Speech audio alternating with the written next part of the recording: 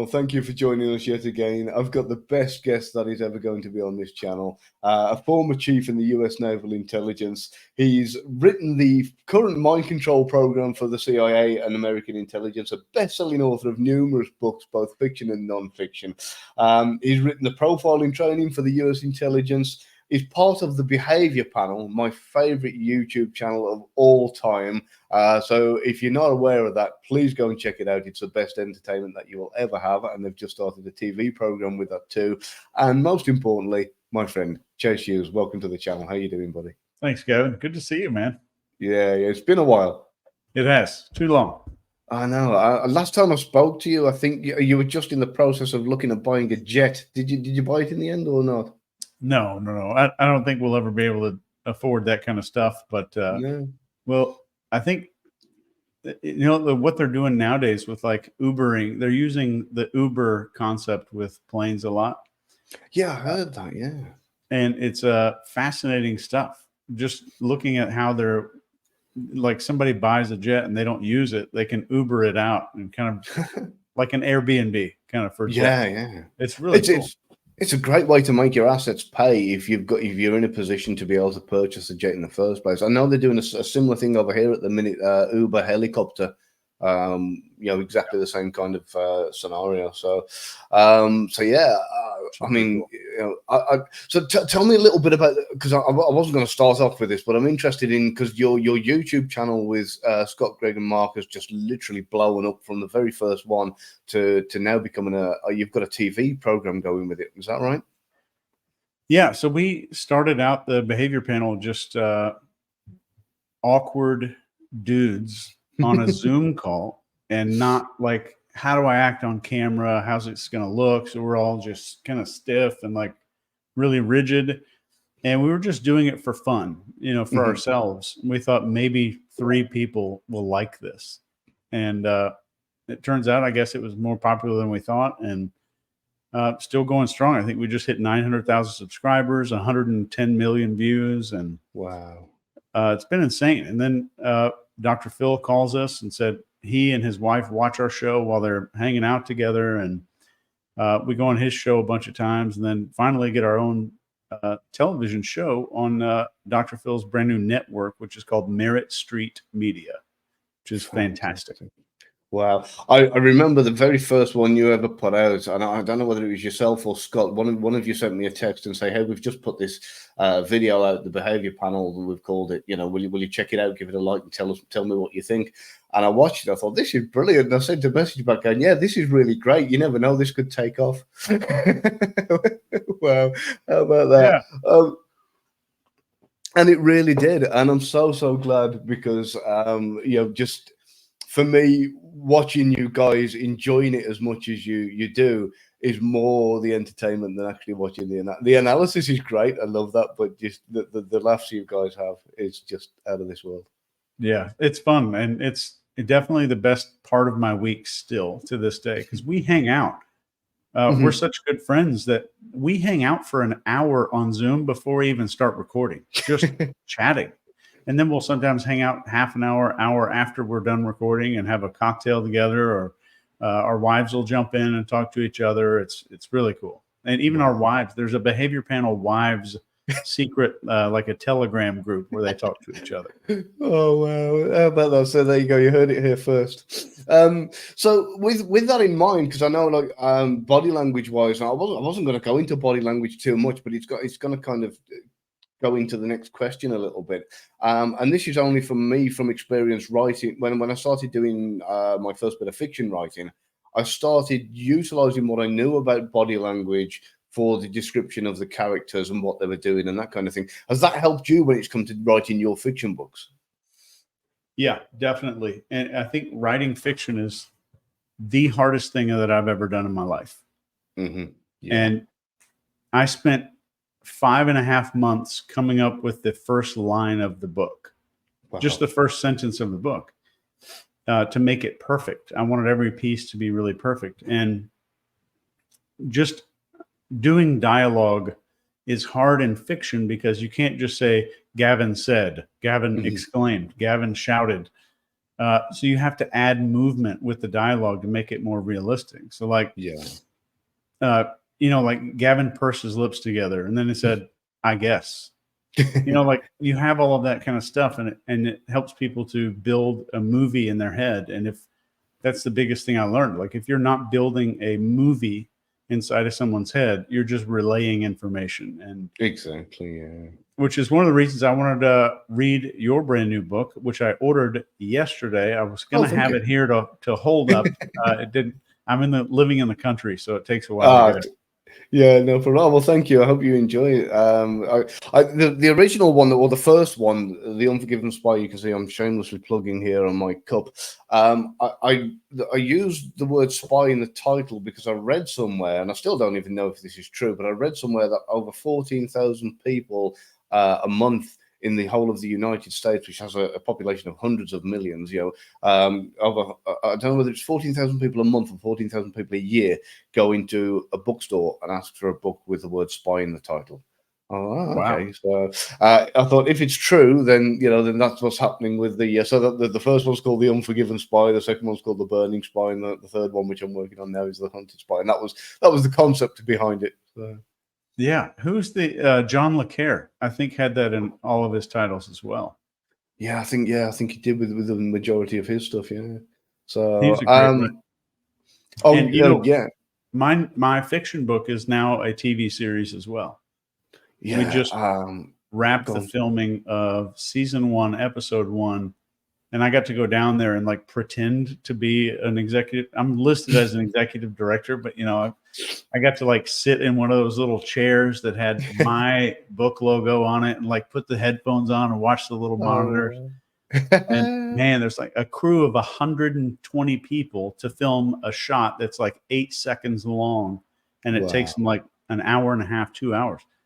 It's unbelievable how much goes into TV. I had no idea. I was thinking, I bet that was a pretty surreal feeling, seeing what was created in your mind originally, kind of playing out before you. I can't imagine how great that must have felt. It was surreal, is how I would describe it. Like, this can't be happening. This can't be real. Ashton Kutcher's going to pop out and be like, "Yeah, we got your ass," and like it's all a prank. But it was definitely a good feeling afterward, just to see that everybody came together and made that happen. And privately, I'll send you some clips after we're done. Oh, thank you. Yeah, I'm looking forward to that. I remember like because I was lucky enough to have the book before everybody else, because obviously I wrote the blurb on the back for you, and I remember reading it at the time and just thinking to myself, this year I probably would have read it all in one sitting. I had to force myself away from it to be able to take it in and digest it. I read it about 3 times, and I loved it so much. And I thought, I even back then, I had a feeling that it would either end up as a series or a film. I don't know why, but it was just something told me that this is going to do well and go far. So, and to be fair, I owe it to you, because if it wasn't for you, you introduced me to the masterclass with like Dan Brown and David Baldacci and that kind of thing when it comes to the writing, and it was through that I ended up learning so much as well. So yeah, I mean, we both know we've worked in the intelligence, and writing reports is completely the opposite of writing fiction. Exactly the opposite. Yeah. And one of the biggest things that I learned, and the stuff that I teach in Persuasion, is that your words, when you're persuading another person, you're competing with a brain that spends time on TikTok and Instagram. And this is a world where if someone's on their phone and a video becomes not interesting for 1,000th of a second, they flip to the next video. Yeah. And people call it an attention deficit. But what I think it is an interest deficit. They're not. It's not interesting. It's not about attention. It's interest, because the same person who's binge watching TikTok can still binge watch Game of Thrones and like even not go to the bathroom for 5 or 6 hours at a time. So the attention's there. It's the focus based on interest, and that's like you got to compete.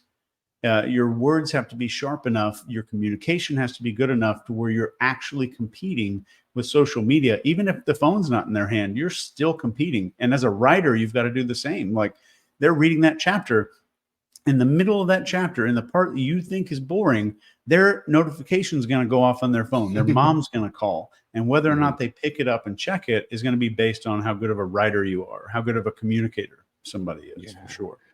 Yeah, it really is difficult. And where I've noticed, even with TV programs, TV series, films, that kind of thing now, they are getting more and more, there's like less depth in the storyline, less angst, and it's more constant motion, constant actions. I think it started with the likes of Kiefer Sutherland in 24, where you got this ticking clock constantly, and it just progressed from there, you know. So that competition you've got is pretty damn fierce. Yeah. And that's like one of the criteria I have for anybody that watches or watched my kids when they were growing up is if it's suitable for kids, there's two things that I look at. Number one, do the frames that they stay on last longer than 4 seconds? That's number one. If they keep cycling after 4 seconds, my kids are not allowed to watch it. So I would tell this to babysitters. Number two, are the colors realistic? So if they're using flashing and hyper realistic, weird looking colors that makes planet Earth seem like a boring place to be, I don't want that. And thus, you know, once they're teenagers, I can't really control, but I want them to grow up learning that this world is more interesting than a two-dimensional flat screen. Oh, definitely. I mean, I'm pretty lucky. My daughter and I, we spend a lot of time together. We do all sorts of things, and she's such a fantastic learner. You know, I do treasure hunts to teach her facts and that kind of thing. However, my little guilty pleasure is on Saturday nights we have what we call our movie night, and for the last few years we've gone back through the 80s. And we've watched everything from the Gremlins to Short Circuit, all the classics from the 80s. And she's kind of old enough to understand it, and yet not quite old enough, or you know, she's getting there now, but not quite old enough to question it and go, "Oh, this is boring." She's absolutely loving it, and I'm probably loving it more than she used, to be fair, because I'm getting to relive the 80s through my daughter. Oh, that's great. Yeah, it's brilliant, and I am really, really loving it because it's not all special effects, you know, and that's what they seem to be relying on these days: explosions, special effects, and all-star cast. So yeah, so it's been enjoyable. So going back to your book and the series there, because I can easily digress. I'm a nightmare. I wonder if it's attention span.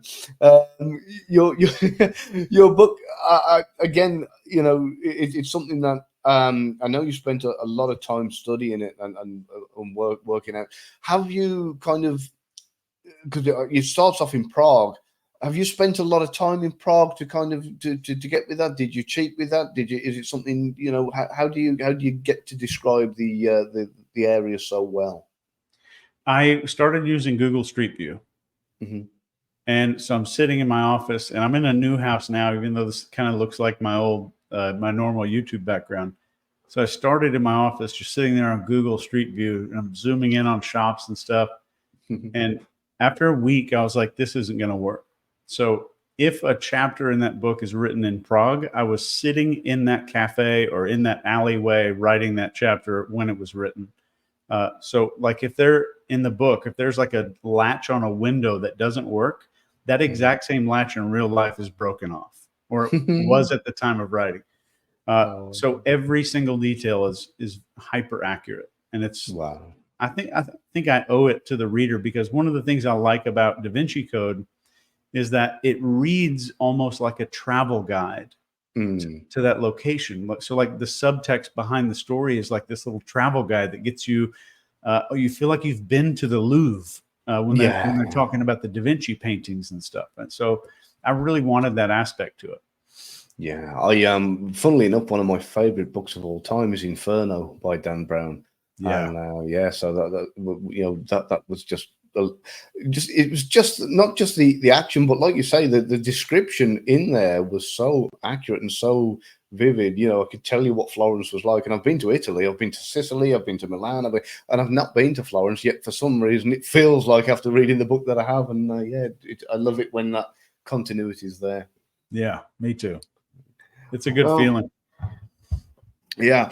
I'm going to go into the book itself, because I know you did not just research into your own field of expertise, because not a lot of, I don't know whether a lot of people do know or not now, actually, but I certainly think it's not said enough that you're an accomplished neuroscientist. I'm not going to go into all the masses of research you've done, because it is phenomenal amounts. I remember the joke at the time of the, what was it, 37 cubic feet of research that you took out of a particular university. But I'd like to go into mind control a little bit, and the kind of realities of it versus the myths, and kind of the public perception of mind control and what it is. So where do you reckon we should start with that? I don't know. I'll just tell you. Oh, go on. Why I got into it. The first technique I learned, and then the first time I used that technique was good. But I will start off by saying that the biggest mistake most people make when they think about mind control is that it's about the perfect technique. Mm-hmm. And it took me 15 years to learn that it's about the perfect recipient, not the perfect technique. And then I thought, for the next 5 or 10 years, the mistake I made was, how do I find the perfect recipient? Which is what Phrase 7, my fictional book, is about. Remember, the bad guy goes to these hypnosis places and figures out who's the most suggestible, who's going to work on. The floppers. Because he's making that error. And then probably the last 10 years of my life up to today, I've realized and then devised methods of manufacturing the perfect recipient. So how can I make this person the perfect recipient for these techniques or this thing that's going to happen? And once you get the person in a perfect place to receive a technique of any kind of mind control or persuasion, influence, that kind of stuff, the effectiveness is tenfold, because you're making it perfect. So if you think of Sirhan, for example, this is the guy who may or may not have assassinated Robert Kennedy, probably was there, and probably is not guilty at all. Even Robert Kennedy Jr., RFK's son, thinks that Sirhan is innocent, which is pretty powerful. But that guy, if you consider it, like if you used a banker, it wouldn't have been great. It wouldn't have fulfilled the narrative. It wouldn't have been so suggestible. Everything didn't line up like it should. So it used to be, how do I pick the person that's the most suggestible candidate? And then it became, how do I manufacture a suggestible human being? So it all became about a research of suggestibility and how an operator can influence that level of suggestibility in a person. And I got into this when I was 19. I got rejected by a girl, and I thought, like, if I learn body language and I'm good at it, then I can see if she likes me beforehand. And it was a method for me to avoid rejection and feeling like an asshole. And it worked, and I got really good at it. And then I started learning these other techniques. I had a mentor who taught me some stuff that I would probably call dangerous now. Just for their potential to be misused. I mean, it's a lot like a scalpel, a surgical scalpel. You can use it to commit a bunch of murders. You can use it to save a bunch of lives. So it is dangerous. And I used it when I was like 20 years old at a bar. First time I ever used this technique. I got good at it first, and then deployed this thing. And it turned a person into a very suggestible person, where I would say, like, if the human brain had a command prompt mode where you could just type in whatever you want, that's what happened. Wow. And when I saw that shift in her eyes just kind of fell, her jaw dropped a little bit, and she said a few things that indicated there was an incredible amount of suggestibility had been developed. You could have done anything at that point. So I was nervous using this technique because I didn't know what I was doing. So I just excused myself. And I said, I'm going to run to the bathroom. And I ran in my car and went home. I never saw her again. Wow. So it was terrifying to see that how fast a human being can get hacked into. Yeah. And that was just when I was 20, using some really rudimentary stuff, but I was doing it the right way. Yeah. I mean, obviously the ethics behind this is most important more than anything, because obviously if it was abused, like you say, it's like anything, it can be used for positive or negative. It's a tool. Would you? I don't know whether I should discuss this on this channel or not. So I'm looking at recent events, shall we say, and looking at the mainstream media, and I'm looking at what I would consider pretty damn close to what your program is. I've looked at your program, the fear component and that kind of thing. And when I looked at that and looked at certain things that have happened in the last few years, I seem to look and see a lot of similarities. Would you say this is being used by some of the bigger companies and the mainstream media and that kind of thing, or something very similar? Absolutely. And I think people are starting to get tuned into it. I think people are realizing that it's being done, and it's actually hacking into the ancestral part of our brain, or what some people would call the mammalian part of our brain, which is the limbic system and all that, which is the hippocampus, hypothalamus, amygdala, and thalamus. Those four little components are very important, and they drive our behavior. They're in charge of our behavior. And if somebody thinks like, well, the frontal cortex is more in charge, try to hold your breath until you die. Go ahead and try it. It can't be done. Not going to work, because that limbic system is going to take over and either knock your ass out or make you start breathing. So they use these methods to target our limbic system. And I teach the PSYOPs. I teach the Psychological Operations Command how to do some of this stuff. And one of the ways they do it, the number one way that they do it, is using something that I call the FATE model, FATE. And it happens in that order. And FATE stands for focus, authority, tribe, and emotion. So number one, how do they establish focus? With lots of flashing lights, lots of threats, and all the stuff that I might threaten something on Maslow's pyramid. If you hear a piece of information that might save your life or might say that something bad is coming, your animal brain is hyper wired to respond with absolute focus. And authority is next. So we're like, am I coming from a place of authority? There's all these texts going across the bottom of the screen. They're in this professional studio. They're bringing in experts who, with the precise opinion that they want you to have. So there's focus, authority, then tribe. They're showing all these polls and showing you how many people agree with this, how many people are in danger, how many people might have poisoned water, and then wait till there's a commercial break, and we'll tell you what city got poisoned after this commercial break. So that kind of thing. And then we have the emotion. So the emotional part means I'm going to grab something really positive to flood you with dopamine, and then something really negative to flood you with fear, and which is a neurotransmitter called cortisol. And then epinephrine comes in there, and then more dopamine comes up after that. And coming up after the break, we're talking about this, and this, even more dopamine. So this is, if you were talking about a cult, this is what would be called an abuse cycle of positive and negative. There's love bombing, and then there's fear, love bombing and fear. This is how people get indoctrinated into a cult. And it's the exact same methodologies used by mainstream media. Yeah, and of course there is a little something that a lot of people don't realize when it comes to these kind of news announcements and that kind of thing, and that is, you don't necessarily have to convince the masses of a particular thing. What you have to do is convince the masses that the masses have been convinced of a particular thing. So you can kind of have I don't know, 10% of people believing that dinosaurs have been reinvented and existing and roaming around the US. And 10% people will probably say, oh, well, yeah, I believe that's true. 90% will say, no, I think that's complete and utter BS. But if you flip that around on the news and say 90% of people believe it, that 10% feels outnumbered. And because they feel outnumbered, they won't push back against it. And that in itself is a hugely powerful tool. And that's the tribe. That's the tribal part of that, the FATE model. And it's so true. And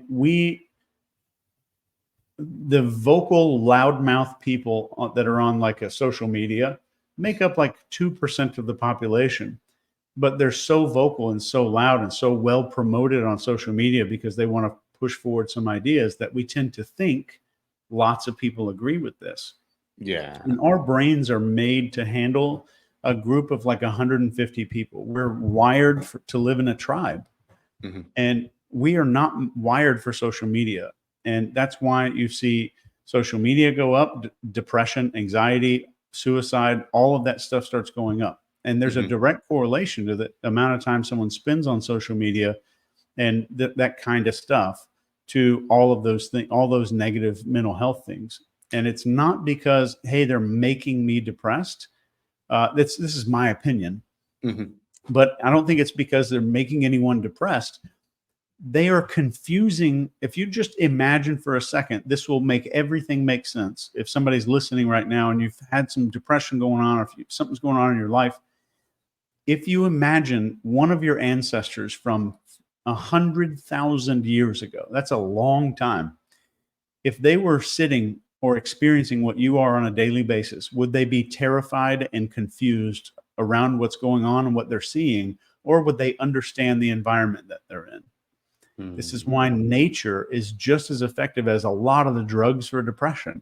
It's like we're calming the ancestor down. We're spending time in places and doing things that would make sense to the ancestor that's living back there. Our limbic system can process this information.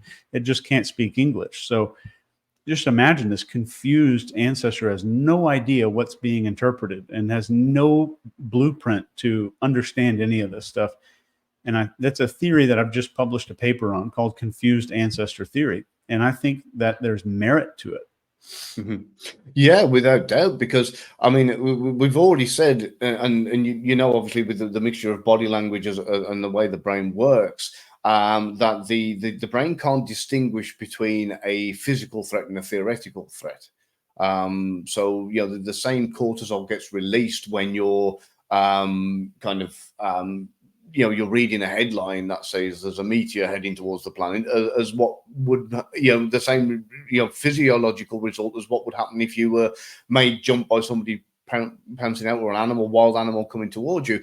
So if that's the case, then while you're scrolling through social media, whether it's Instagram, whatever, Facebook, and you see these posts that either annoy you, aggravate you, cause potential fear, whatever the case may be, then the same physiological kind of responses are going to be happening. And like you say, you're flooding your body with that constantly.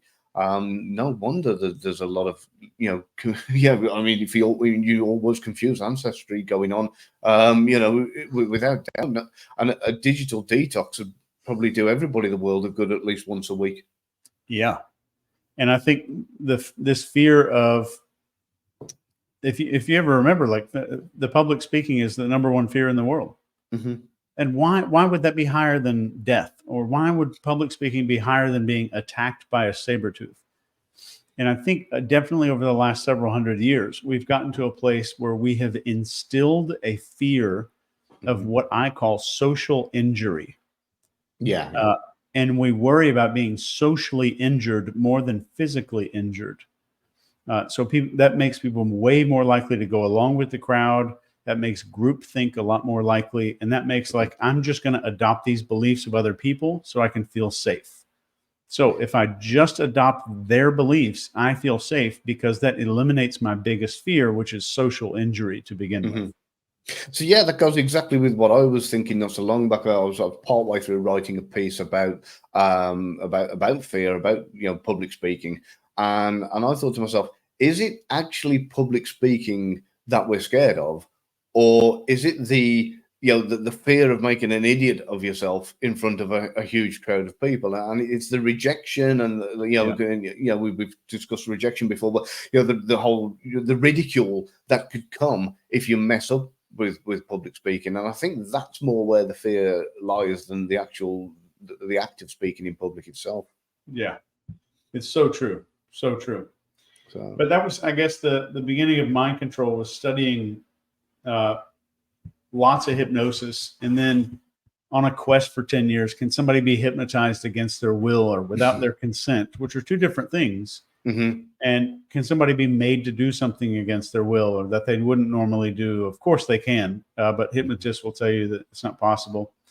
And then, you know, Stanford University has done some great research on hypnosis. And then how can we incorporate a lot of these influence techniques into an interrogation room? And there's some techniques that I just reserve for, I have like a private coaching group that it's called grad school. So the system of influence, interrogation, all that crazy influence stuff that I teach is called NCI, which is neurocognitive intelligence. And in the NCI grad school, we have some of those more dangerous techniques and tactics and stuff, which I really am a little scared of them kind of getting out. So I try to keep it there in that little group, but there's definitely some stuff out there that is scary. And one of the ways, one of the most dangerous people I've ever encountered when it comes to influence and persuasion was a person that would recruit people into a cult. And this was in San Bernardino. And I spent 2 weeks with this people, and multiple 8 or 9, maybe 8 people that rotated Monday, Tuesday, Wednesday, like stopping people on the street.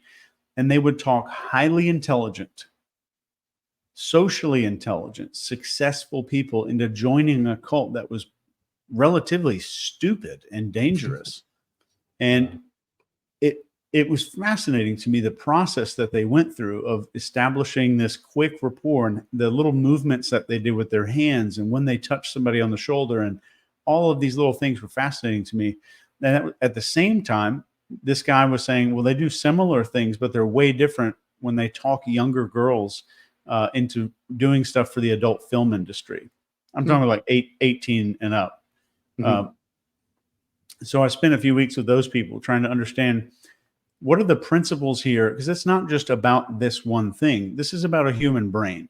So somebody says, well, I teach sales or B to C sales or C to B or, whatever that is. It's just human to human. It's all humans. Yeah. So I wanted to understand what were the commonalities in the brain that had this. How could I expose a loophole in psychology? Because we don't have any antivirus software. We don't have malware protection in our brain. So like, where are the loopholes that these people are exploiting? Because I need to teach these to our intelligence guys and our intelligence operatives. So I went off the deep end trying to figure out, like, where does it end? Where does the capacity of influence end? What could somebody be made to do? And then in how long? If you have somebody captive and you have them for 10 years, you can kind of get whatever you want. What can you do in 10 minutes? And these recruiters, I would just call them both, did that. And they had these skills that when you add them together with the interrogation techniques and the stuff that's the hardcore, I would say, persuasion influence techniques, it becomes a real strong powerhouse, especially when you know how to locate those loopholes in a person. Yeah. Oh, wow. I know. I mean, I've studied some of your stuff, and it's just, absolutely mind blowing that just especially with the likes of the profiling book, which I've mentioned to few people. If anybody's watching this and haven't come across the book 6MX, which stands for 6 minutes X-ray, that's probably. No, I'd go as far as saying it's the best profiling book that I've ever read in my life. It's absolutely brilliant. And highly recommend that. A lot better than the stuff that I was taught back when I started kind of getting into this world. And I was on about it last night, actually. I was talking to somebody about, we were told how to identify only child in comparison to the younger sibling, the middle child, and the older sibling, and things like that, which kind of useful as a parlor trick in some ways, but that was probably the extent of its use. It wasn't in any way anything better than that. So it's funny that these parlor tricks are what get people into the game, though. Because like, I've studied neuroscience for 15 years. I did grad school certifications in medical neuroscience and neuroendocrinology and all this stuff, and studied. I'm like maybe the world #1 expert in brainwashing and that kind of stuff. I think probably the #1 in the world. And I don't say that in any cocky way, but I'm just saying, like, it's interesting at least. And still, like, I'll be in a bar and somebody will ask me to like drop somebody into hypnosis where they kind of like fall out on the floor. I could teach you how to do that in 10 minutes. It's not impressive, but it's that little parlor trick that gets people into this to where they're like, I want to be able to do that. I want to be able to like, and then guys will approach and be like, can I do that to my girlfriend, or can I do that to my wife? So that kind of helps people get into the game and get interested in behavioral psychology and that kind of stuff, which is cool. So I'm still a big fan of the parlor tricks because they're fun. Oh yeah, oh definitely. What do you think the appeal is for the majority of people? Do you think it's do you think it's power? Do you think it's perhaps they've been bullied and want to be in a position where they can get out of it? Do you think it's like kind of just the unknown? What do you reckon it is for most people that they go, I want to be able to do that? I think it's a lack of control.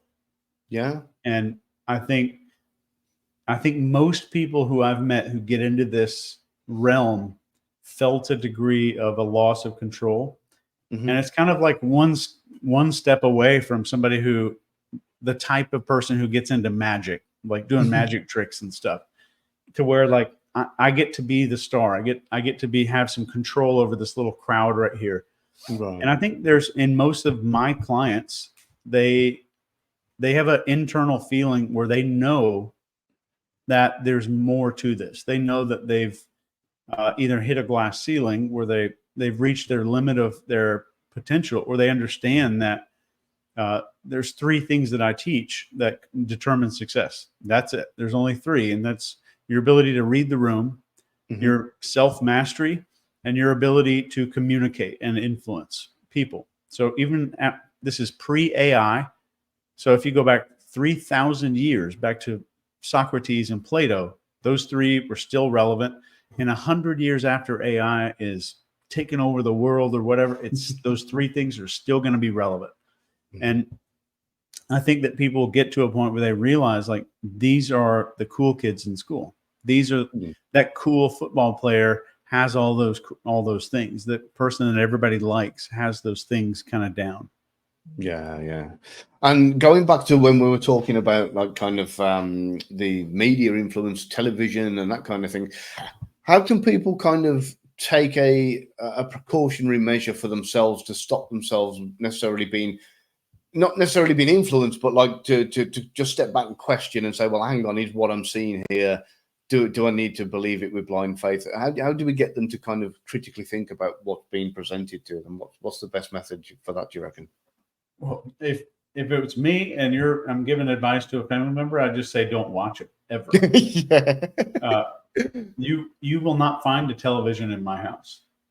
I mean, we've got some electronics. The kids go on YouTube or Netflix every once in a while, but like this broadcast television, especially with commercials. And I think commercials are more dangerous than the actual programming. The goal, and this only started recently. This is within the last 100 years. This guy named Edward Bernays, who invented propaganda. He invented it. He's the guy who changed the word propaganda to public relations. So he was Sigmund Freud's nephew, of all things. Oh, wow. And then he writes a book called Propaganda. And he's the guy who did the margarine commercials. He made Americans start thinking that bacon was for breakfast. It never was. Like back in the Old West, didn't exist. So he did the Virginia Slims. He made women proud to smoke cigarettes and all of this stuff. And then we get to today, and advertising has 2 main goals. And that's it. And I want you to teach this to your kids. If you're listening to this, you have children, and think of it yourself. Number 1, they show you reasons why, or make you think that you're not enough. I'm not enough yet. And number 2, they make you compare yourself to other people. And if you just go into watching the news and media and advertising, look for those 2 things. They make you think I'm not enough yet, and I'm comparing myself to some other status quo or some other type of person.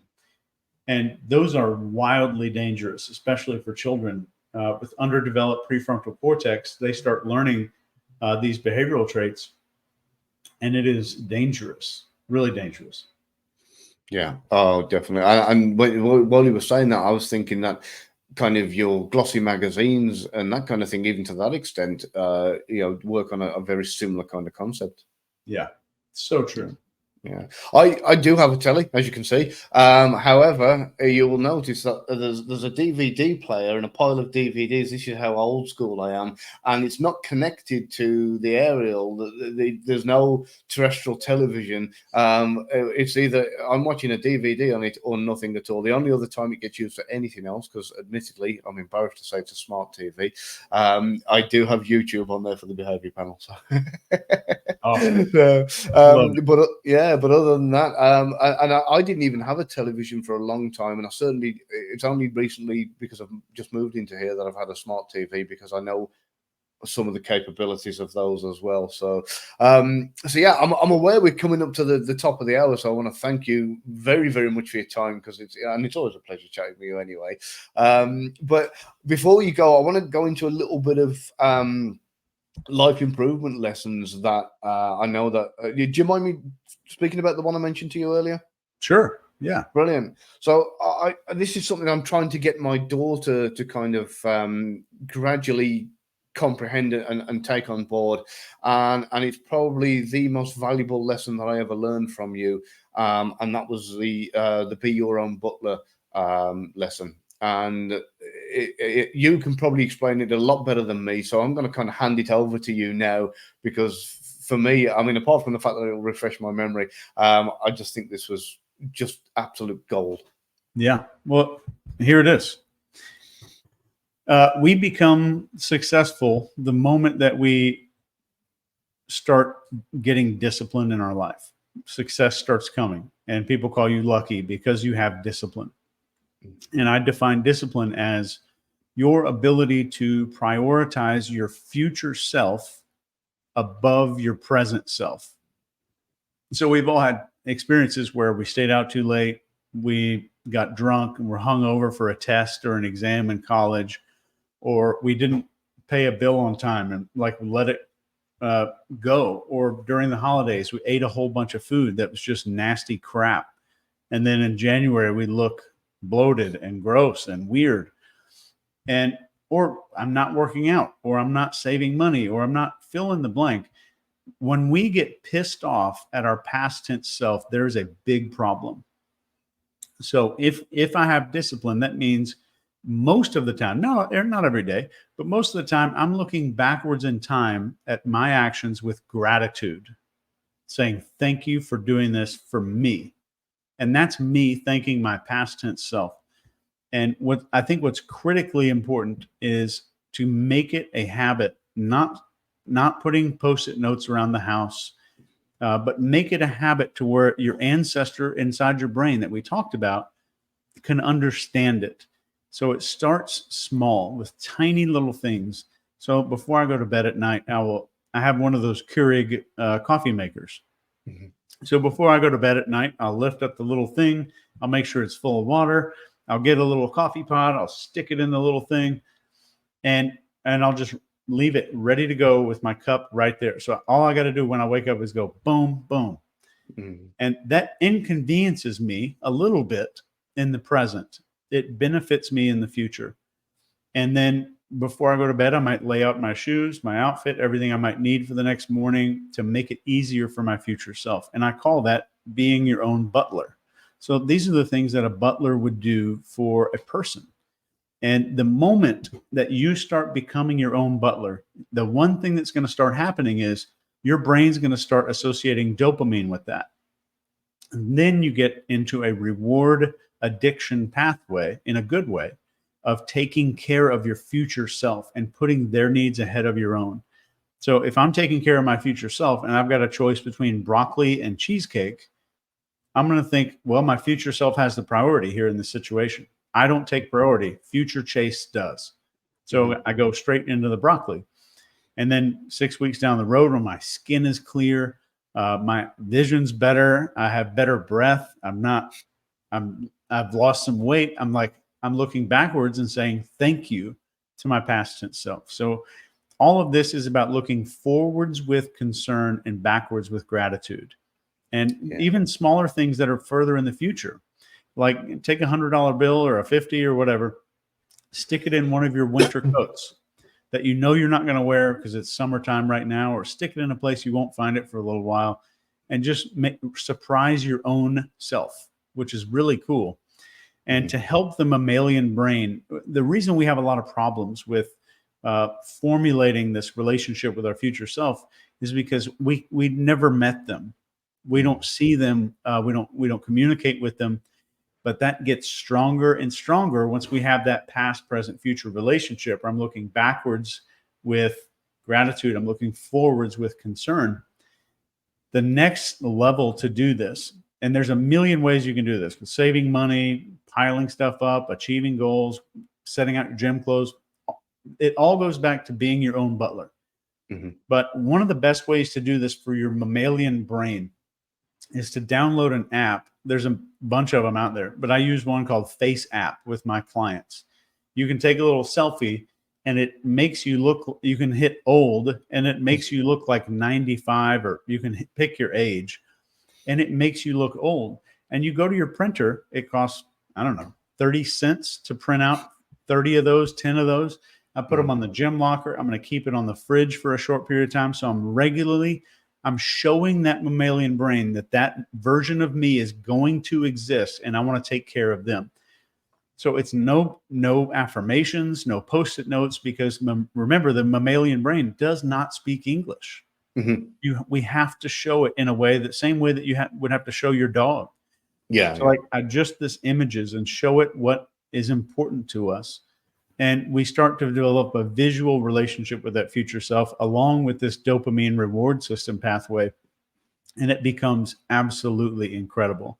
And if I know I'm going to be going to bed that night, if I like going to bed in freshly made sheets that are nice and tight and perfect and all of that, guess what my present self is doing in the morning? Taking care of me at night. And the night self is taking care of me the next morning. So it becomes this cycle where we're like, wow, we're kind of fist bumping ourselves in the past, saying, thanks, really appreciate it. That's really cool. Yeah, I mean that's something, the first thing I do when I get up in the morning is make my bed, and I probably from that speech by the Admiral. I'm sure you're familiar with the one, the college speech is brilliant. Awesome audiobook too, by the way. If really? You have a chance to listen to the audiobook, Make Your Bed, man, it's badass. Really good. I'll have to get that. Definitely have to get that. But yeah, the whole kind of, when you say like about this kind of inconveniencing yourself now, it starts that way. Well, I mean, for me, when I started doing it, it was like, I have to put the extra effort into, finishing my dinner and instantly washing the plate and drying it and putting it away, rather than leaving it in the sink or on the side. And it feels like an inconvenience slightly to start with. Yeah. But then you start doing all these chores for yourself in advance, and it's not long before you kind of catch up to yourself. So that inconvenience ends up becoming like you're living a better life, in so many ways, and that inconvenience stops because you start to realize how much better your life has become, and how much easier it is, and how just how life flows a lot smoother just because of the small actions that you're doing. Yeah, and I think here's the best way to understand that, for me anyway, is a lot of people see someone that goes to the gym every day, or somebody that maybe they have a gym at home and they work out every day. Or like when you go on business trips and you see those dudes that work out on a business trip in the morning before they go to work, those kind of guys. And what do we default to thinking like, oh, they've got so much discipline. That's not discipline at all. That's not. It's just a habit. The only time that they required discipline to do that stuff was at the very beginning. And you only need like a little tablespoon of discipline to get this little wheel started. And then it starts getting into a dopaminergic pathway habit. And if you want to look this, Andrew Huberman's got some great stuff on there. Oh yeah, follow Andrew Huberman. He's great. In fact, for the likes of getting into those habits, and I've plugged it several times. You've probably read it. The book Atomic Habits by James Clear. Yeah, it's like the best nonfiction book I've ever read ever. It's absolutely brilliant for self-improvement. That's the book to buy. In my opinion. Yeah. Would you put that as your number one nonfiction book? I probably would, yeah. As a number one nonfiction book of all categories, yeah, that would probably be the one. Wow. Okay. I think mine would be The Way of the Superior Man by David Dita. Oh, okay. I haven't read that, so I'll be writing out the way of the support. I love it so much that I have bought well over 150 copies of it to give away to people over time. So David Dita, did you say? David Dita. It's a little esoteric, a little kind of woo-woo. Okay. But the messaging in that book is just that's the reason I'm successful, I think, because I just did everything that book says to do. Oh, okay, I'll be checking that out later then. So yeah, well, we've gone past the hour, and I can't thank you enough because I that just absolutely flew, as it does every time I talk to you. Time just kind of ceases to exist. So Chase, thanks very much for joining us. Will you come back again sometime? Anytime. Brilliant, thank you. Thanks for having me, man. No problem at all. I'll just end that there 1 second.